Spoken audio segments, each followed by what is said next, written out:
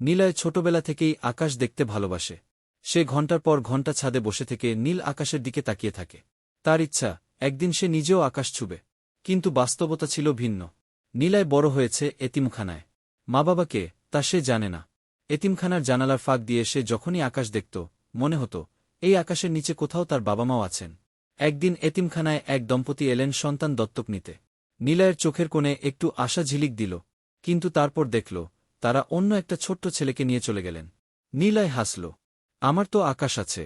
নিজেকে এই কথা বলে সান্ত্বনা দিল। বছর কেটে গেল। নিলয় বড় হল, নিজের চেষ্টায় একটা ছোট চাকরি পেল। কিন্তু তার আকাশ দেখার অভ্যাসটা বদলায়নি। একদিন এক পার্কে বসে আকাশ দেখছিল নিলয়। হঠাৎ পাশে বসা এক বৃদ্ধা জিজ্ঞেস করলেন, তুমি কি আকাশ দেখছ? নিলয় হেসে বলল, হ্যাঁ, এটা আমার সেরা বন্ধু। বৃদ্ধা কিছুক্ষণ চুপ করে থাকলেন, তারপর বললেন, তোমার মাও আকাশ দেখতে ভালোবাসতেন। নিলয়ের শরীর শিউরে উঠল। আপনি আমার মাকে চেনেন? বৃদ্ধা মৃদু হেসে বললেন, আমি তোমার মা। অনেক বছর আগে তোমাকে হারিয়ে ফেলেছিলাম। বহু বছর খুঁজেছি, অবশেষে আজ আকাশের নিচে তোমাকে খুঁজে পেলাম। নিলয়ের চোখ ভিজে গেল। সে প্রথমবারের মতো সত্যিই আকাশ ছুঁতে পারল, তার মায়ের ভালোবাসায়।